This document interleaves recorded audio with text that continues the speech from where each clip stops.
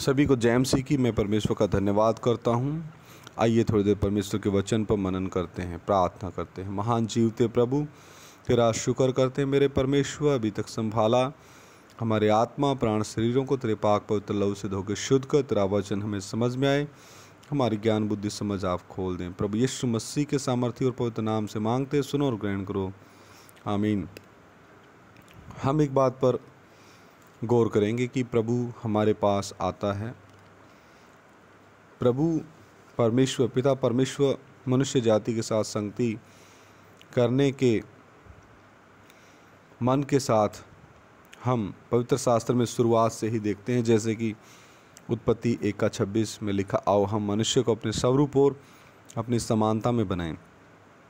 उत्पत्ति 2:7 कहता, परमेश्वर ने आदम को भूमि की मिट्टी से रचा और उसके नथनों में अपने जीवन का श्वास फूंका, यानी अपना आत्मा यानी पवित्र आत्मा फूंका, और आदम जीवित प्राणी बन गया।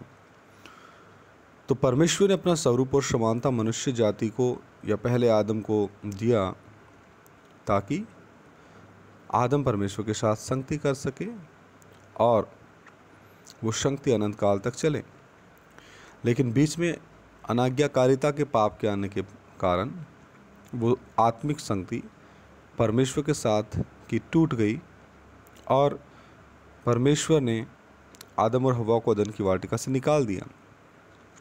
तो आइए एक वचन हम पढ़ते हैं, यूहन्ना 14:18, मैं तुम्हें अनाथ ना छोड़ूंगा, मैं तुम्हारे पास आता हूँ। तो मेरे प्रिय भाइयों बहनों,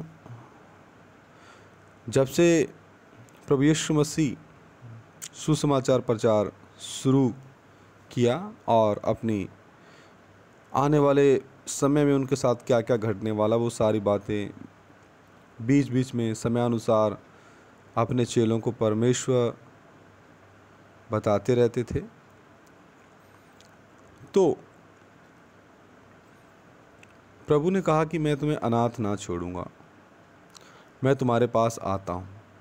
परमेश्वर ने अपने आप को 3 व्यक्तित्व में प्रकट किया है, पिता, पुत्र, पवित्र आत्मा।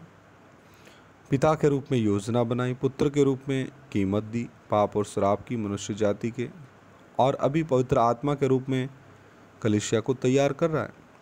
तो प्रभु यीशु मसीह ने कहा कि तुम अनाथ नहीं होगे, मैं तुम्हारे पास आता हूँ। तो ये हकीकत में पेंतिकुस्त के दिन बात घट गई। पवित्र आत्मा 120 लोगों के ऊपर, जो यरूशलेम में एक अटारी के ऊपर बैठ करके, एक ऊंची जगह पे बैठ करके यरूशलेम में प्रार्थना कर रहे थे, और उसमें मरियम यीशु की माता भी थी।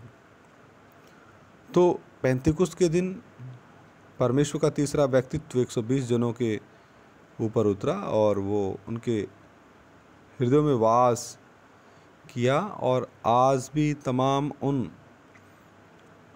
भाई बहनों के जीवन में परमेश्वर वास करना चाहता है और कर रहा है, जितनों ने प्रभु यीशु मसीह को अपना प्रभु और मुक्तिदाता और उद्धार करता करके ग्रहण किया है। और यह काम जब तक चलेगा हर एक के जीवन में, जब तक वो सिद्धता की दौड़ को पूरा नहीं करता, क्योंकि वचन कहता है जिसने यह काम तुम्हारे अंदर शुरू किया है वो ही मसीह के दिन तक इसको पूरा करेगा। तो परमेश्वर के प्रेम का सोता निरंतर हमारे लिए बहता रहता है, क्योंकि वह ऐसा प्रेम करने वाला परमेश्वर था, है और हमेशा रहेगा। हम उस पर निर्भर हो सकते हैं, पूर्ण तौर पर निर्भर हो सकते हैं। वह जानता है, परमेश्वर जानता है कि वह हमारा पिता है, कि उसके बगैर हम अनाथ हो जाएंगे, जैसे हमारा कोई सहारा ही ना हो। इसलिए परमेश्वर हमें विश्वास में मजबूत करता है कि हम इस संसार में अकेले नहीं हैं। हाँ, हम ये मान सकते हैं कि प्रभु शारीरिक रूप से हमारे पास नहीं है, परंतु उसने आत्मा को, पवित्र आत्मा को सहायक के रूप में हमारे पास भेजा है कि वह हमें निरंतर वास करे, हमारे अंदर निरंतर वास करे, हमारे भीतरी मनुष्यत्व में दिन प्रतिदिन वो वृद्धि करे, मजबूत हो। वचन कहता है, संसार मुझे ना देखेगा परंतु तुम मुझे देखोगे, और इसलिए कि मैं जीवित हूँ तुम भी जीवित रहोगे। जिसके पास मेरी आज्ञा है और वह उन्हें मानता है वही मुझसे प्रेम रखता है, और जो मुझसे प्रेम रखता है उससे मेरा पिता प्रेम रखेगा, और मैं उससे प्रेम रखूंगा और अपने आप को उस पर प्रकट करूंगा। इस तरह परमेश्वर का पुनः आना और स्वयं को हम पर प्रकट करना ये बात को बताता है कि हम अनाथ नहीं हैं, इसलिए हमें इनडिसिप्लिन नहीं होना है। प्रिय मित्रों, एक विश्वासी का संपूर्ण जीवन जो संसार का है कठोर अनुशासन में व्यतीत होना चाहिए, और वह भी स्व अनुशासन, ताकि खुद का अनुशासन, ताकि वह कोई जबरन लादी हुई बात ना हो। अब हमने सोचना है कि हमने हमारे मसीहा के लिए एक अनुशासन वाली जीवन को व्यतीत करना है और हमने दूसरों के लिए आशीष का कारण बनना है। प्रभु यीशु हमें कभी भी अकेले नहीं छोड़ते। अंग्रेजी में एक बहुत प्रसिद्ध कविता है, फुटप्रिंट्स यानी कि पद चिन्ह। आप में से कई लोगों ने इसे पढ़ा होगा।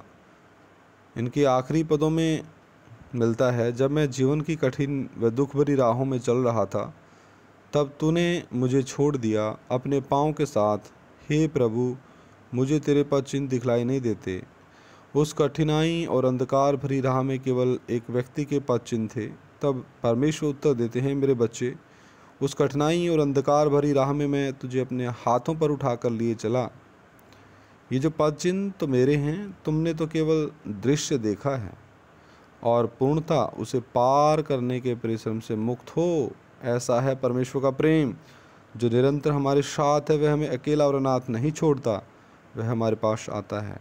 प्रश्न है, हम क्या उसे अपने पास आने देते हैं? ये भारत के पंजाब प्रांत के सिख भाई साधु सुंदर सिंह के जीवन में घटी घटना है, फुटप्रिंट्स।